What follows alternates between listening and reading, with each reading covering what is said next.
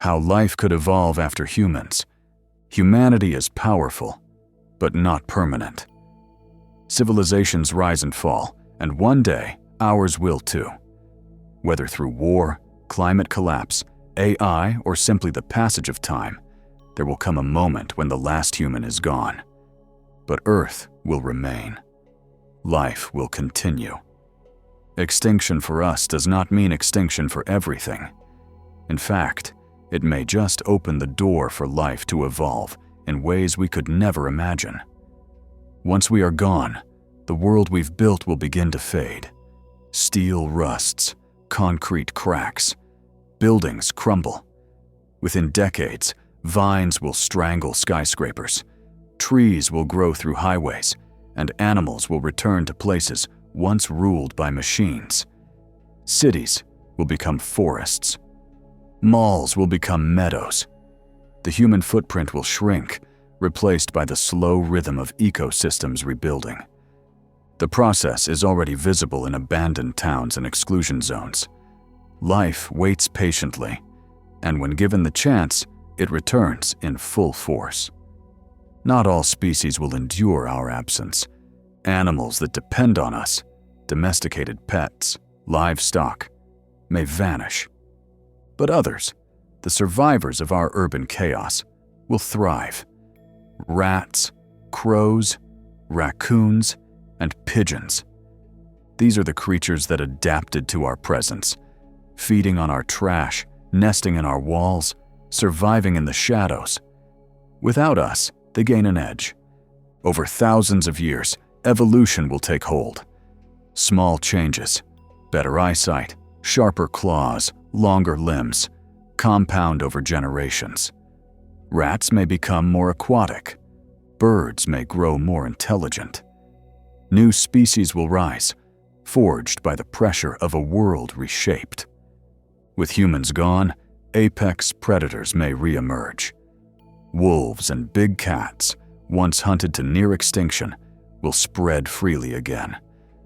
Elephants, no longer poached, may reclaim vast territories. The balance of ecosystems will slowly restore itself, but not to the way it was, to something new. And perhaps, over millions of years, entirely new giants will appear. Creatures that fill niches left empty for too long. Land whales, feathered hunters taller than a human, insect colonies stretching across continents.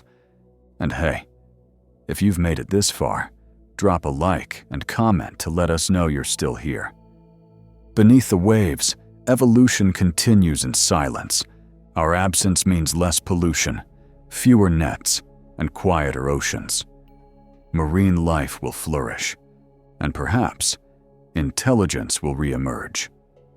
Octopuses already show signs of complex thought, play, memory, and emotion.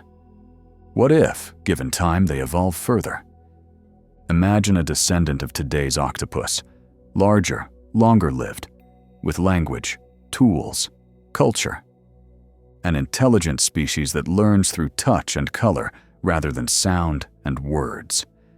We tend to assume minds like ours are the pinnacle. But evolution isn't concerned with what we value. It only rewards what works. As time stretches, the world will grow stranger. Fungi may become dominant decomposers, forming vast underground networks. Some already span miles. Jellyfish-like life could take to the air, feeding on sunlight and drifting in the breeze. Plants may evolve forms of mobility or rudimentary awareness. Swarming insects may develop hive minds, capable of cooperation we once thought impossible. In this distant Earth, the familiar becomes alien. The line between animal, plant, and machine blurs. Not because of our technology, but because of life's relentless experimentation. Eventually, evolution may produce a new form of intelligence. Not human intelligence, not primate intelligence, something utterly different. It could come from birds, dolphins, cephalopods, or something we've never noticed. Some humble species evolving silently over millions of years.